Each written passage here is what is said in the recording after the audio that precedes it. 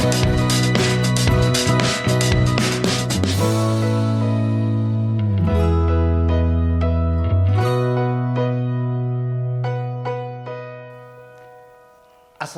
warahmatullahi wabarakatuh. Bertemu kembali bersama kami di acara Ngobrol.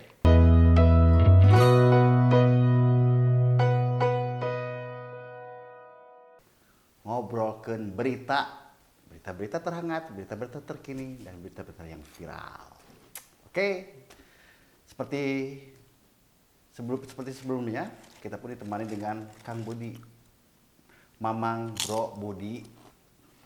Beliau ini pakarnya segala macam. Mang, iya geus mulai, Mang.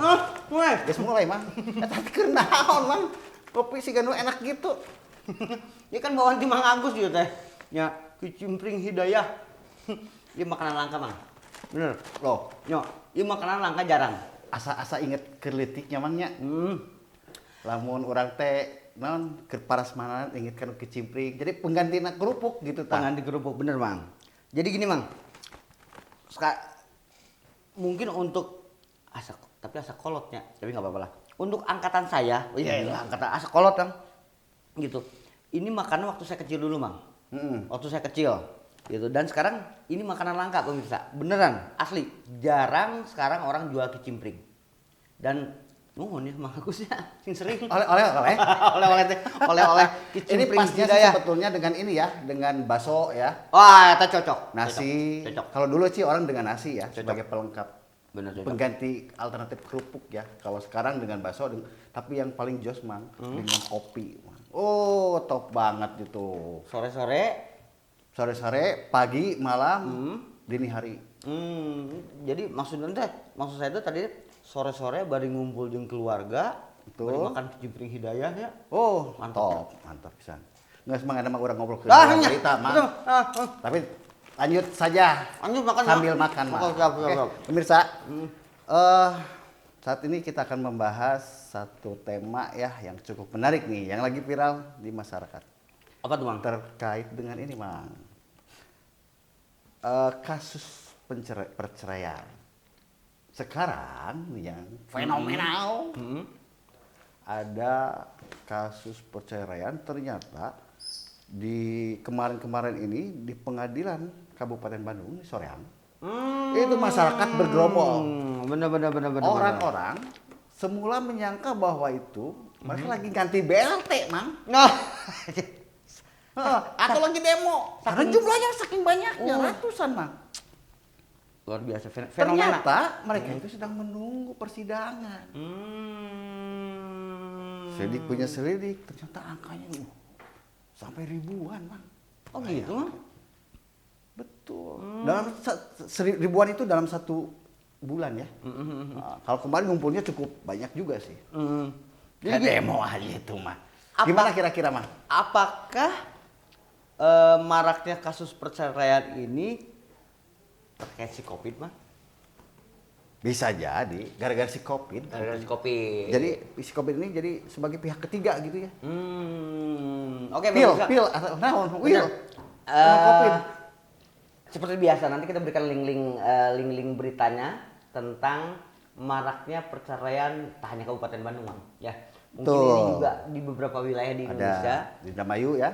Ada di Indramayu, Subang. Subang, Karawang, Cianjur, mungkin jadi daerah Jawa, daerah Sumatera, Betul. Kalimantan. Jadi fenomena ini memang angka perceraian dari dulu nih, Mang, yang saya baca, yang saya perhatikan itu tidak jauh dari ekonomi. Betul. Soal ekonomi, apalagi mungkin sekarang di kala kemarin pandemi ini, COVID-19 ini, ekonomi semakin terpuruk. Betul. Sehingga semakin sulit, akhirnya banyak yang bercerai. Tapi apakah hanya masalah ekonominya? Pertanyaan saya itu, Mang. Apakah hanya karena faktor ekonomi? Punten bener banget. Punten bener ya. Jadi dalam artian begini, Mang. Kalau misalnya sekarang dengan perceraian itu, apakah keluar dari jeratan ekonomi? Nah, itu dia, betul. Itu yang harus dipikirkan sebetulnya ya sebelum melangkah ke sana ya. Betul. Apakah sekarang gini, Taruhlah si A itu menikahi si B, ya. Karena si B ini suaminya, anggaplah gitu, si A Ya. ini istrinya. Sekarang dengan bercerai, kemudian otomatis ekonominya si A ini itu menjadi tumbuh. Tidak Belum juga. tentu juga. Apakah si ekonominya si B begitu sudah menceraikan si A ini tumbuh? Enggak juga. Enggak juga kan? Iya. Nah itu yang sebetulnya selalu menjadi bahan pemikiran saya. Tapi justru banyak korban akibat dari perceraian itu. Anak-anak terlantar Betul. kan.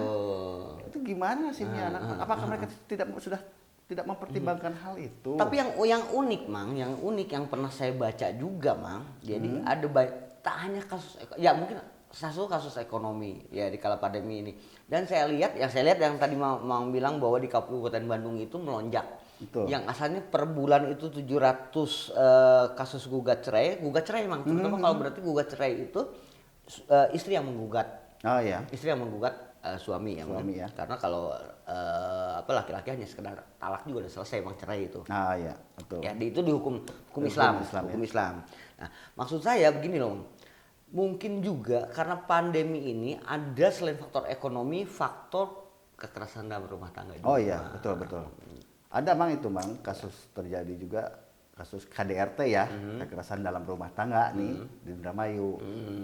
Ada seorang istri, kalau saya nggak salah namanya Nur Halimah ya. Dia umur 19 tahun. Coba. Nikah 19 tahun umur nikahnya. berapa sih, Mang? Dia sudah menikah 18 bulan. Berarti dia nikah ketika 1 umur tahun 17. setengah ya. Padahal undang-undang perkawinan usia dini itu sudah dikeluarkan bahwa menikah itu di umur Tapi kan- 19, Mang. Mhm. Ada undang-undangnya, Oh Mang. ada ya.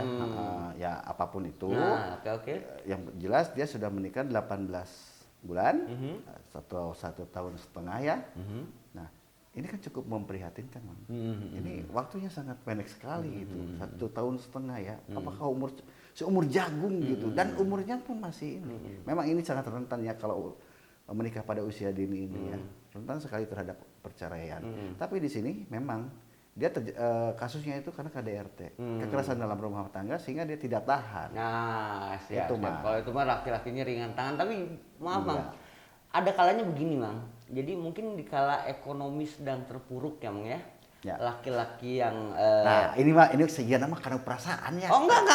Ini yang saya resume saya Iya. dari bacaan, kemudian bukan hasil investigasi. Atau pengalaman mungkin. Enggak, dalam artian saya apa namanya tuh saya sebagai jurnalis ya, Mang juga. Oh, Mang, iya, ya.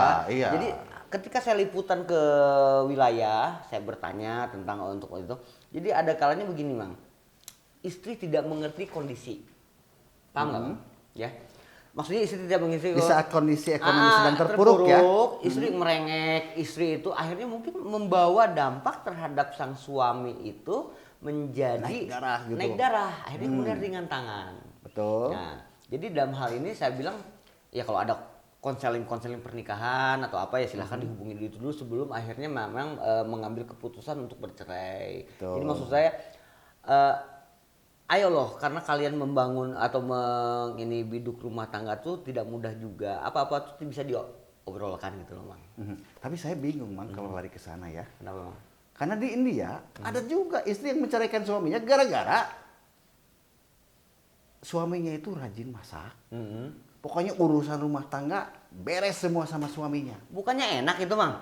Nah itu dia makanya saya bingung. Kicimpring lagi, Mang. Terus lanjut.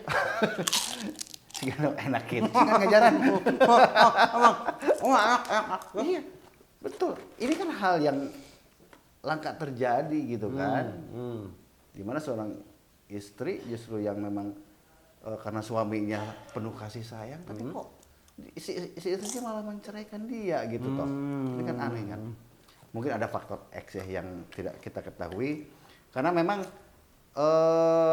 faktor-faktor untuk perceraian itu cukup banyak sekali.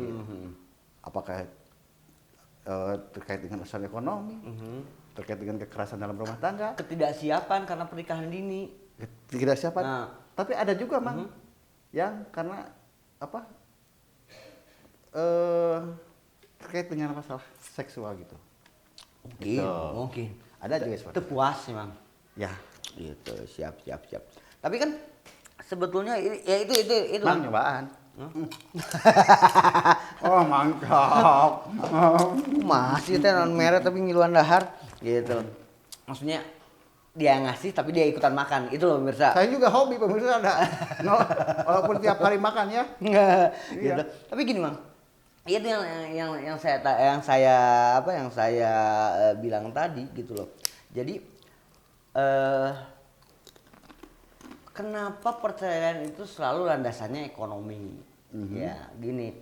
Maksud saya kan Anda ya ini buat pasangan sama saja baik suami atau istri ya. Anda itu ketika menikah itu mungkin sudah tahu konsekuensinya. Oh, suami gua maaf hanyalah seorang buruh tani. Oh, suami gua dulu hanyalah tukang ojek. Oh, suami gua dulunya seorang direktur, kemudian mungkin jatuh, akhirnya tidak punya apa-apa. Sebetulnya kan itu bisa diobrolkan, Mang. Betul sebetulnya ya. Ya, kalau ya ini mungkin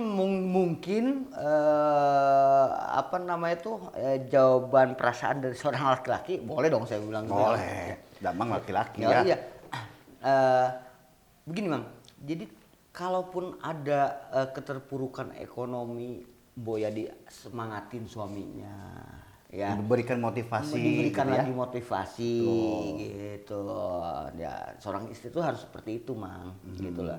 Nah, kecuali beda lagi kalau memang suaminya begitu nikah diketahui bahwa dia ringan tangan, KDRT itu beda cerita Beda lah cerita ya, lah ya. beda cerita. Tapi kita tinjau juga dalam artian itu KDRT-nya karena apa? Karena emosi, mungkin karena ya mungkin ada kalanya ya anggap saya seorang suami juga, Mang ya. Ya.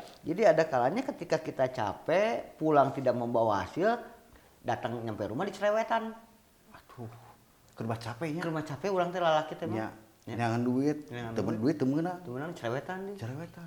Tamas pandangnya. Betul. Dan tolong dipikirkan itu yang Nah, saya bilang, betul. tadi ya. Apakah kalau memang faktornya ekonomi, nah setelah perceraian ini, Apakah semakin membaik? Apakah semakin membaik? Kan belum tentu juga. Belum tentu juga. Ya, artinya kan di sini perlu kesabaran kedua belah pihak ya. Betul, Mas. Harus mengerti kondisi sekarang. Wis, mantap. Orang asa bijak nih. Enggak, besok-besok Mang buka konseling pernikahan we, Mang. Si gana mah gitu. Oh, iya bener, Bang. Aslina. Saya mah ting peda saya kieu atau rada bijak si gananya saya tanya. Aya tah, Bang. SMS ke saya. Ting. Nggak tahu itu dari mana datangnya. Kabere-bere Bang. Nomor-nomor janda. Bener tuh. Asli. Mang kayaknya dapat Itu juga akhirnya dong. jadi joke. Punten, ini juga yang memang itu joke mungkin ya, Mang ya. Tolong ini jangan menjadi sebuah komoditas heureuy. Heureuy kalau Betul. bahasa Indonesianya banyolan lah ya. Ya. Karena itu sebetulnya status, sorry ya, baik itu duda atau janda, status yang tidak mengenakan, Mang. Siapa sih yang ingin punya Betul. status itu ya? Tolong jangan dipermainkan. Betul. Ini saran saya bagi siapapun yang suka memberikan lelucon, guyonan, so maaf gitu loh. Ya, kalau itu menimpa pada diri Anda gitu ya, bagaimana rasanya? Dan kebetulan nomor itu tuh betul-betul, kalau itu memang betul-betul nomornya ya, itu nomor adik Anda, kakak Anda, saudara Anda. Malu kan, Mang? Betul, betul. Tolong itu bukan hal yang jadi lucu-lucuan gitu loh. Bukan bahan Bukan untuk bahan jadi lucu-lucuan ya. Jangan kasihan. Justru kita harusnya mengayomi para janda tersebut, Mang. Maksudnya mengayomi itu gini, Mang. Kan mengayomi segala gitu. Nah, iya. Ini ciri-ciri lelaki pendek akal dan pikiran. Bukan begitu, Mang. Gitu loh. Ya, Kita memang perlu mengayomi. ya banyak akhirnya para janda itu, mohon maaf nih, saya mengatakan memang dalam etimologi bahasa janda ya janda ya. Betul. Atau yang orang yang tidak bersuami itu janda, orang yang tidak beristri itu duda, itu etimologi Ya. bahasa. Jadi It's jangan konotasinya janda itu jelek, jangan. Tapi Jangan. akhirnya karena dibuat lucu-lucuan menjadi jelek. Ya. Ya, gitu loh. Maksudnya begini, Mang, mengayomi itu dalam artian akhirnya mereka tidak punya pegangan untuk untuk hidup ke depan. Ya, Ya. maaf karena awalnya mungkin yang mencari penghidupannya laki-lakinya, sekarang Ya. dia tidak punya itu. Maksudnya mengayomi itu bagaimana membuat sebuah lahan pekerjaan buat mereka. Betul, Itu maksudnya itu. mah. Suka negatif wae di dia punya. Suka negatif maksudnya maksudnya. Memang Gitu. Jangan lu berpikir yang macam-macam. kita memang harus mengayomi. Iya, gitu kan. Mang. Dipeliharalah janda-janda dan orang-orang terlantar itu memang ada. Memang betul. Ada kan? Ada. Iya. Iya, tapi jangan negatif ya. Jangan menghayomi itu Jangan negatif ya. Iya. Tit gitu baris bar. Enggak lah. Makan lagi bang. Oke. Gitu. Mungkin ada tambahan lagi? Jadi konseling pernikahan nih gua nih mang jadi mang. Nggak apa-apa sekali-kali. Jadi Enggak sih, saya bukan Nasihat menjadi konseling pernikahan, tapi dalam artian kita ayo saling bertukar pikiran dalam hal ini membuka. Makanya saya bilang silakan pergunakan forum komentar kita ya. ya betul. Komentar kita silakan dipakai. Kalau ada yang mau berkomen, nanti mudah-mudahan ada jawaban dari pihak yang dari lembaga pernikahan yang lebih berkompeten untuk menjawab. Oh iya betul, Bang. Kita Ya. berikan juga kesempatan. Yang jelas pada kondisi seperti ini ya kita harus banyak bersabar ya. Itu tetapi tidak mengendurkan motivasi atau semangat kita untuk terus melangkah. Gitu. Betul. Gitu. Gitu aja mungkin pemirsa ya. Acara ngobrol kita kali ini. Betul. Saya tutup. Assalamualaikum warahmatullahi wabarakatuh. Waalaikumsalam warahmatullahi wabarakatuh.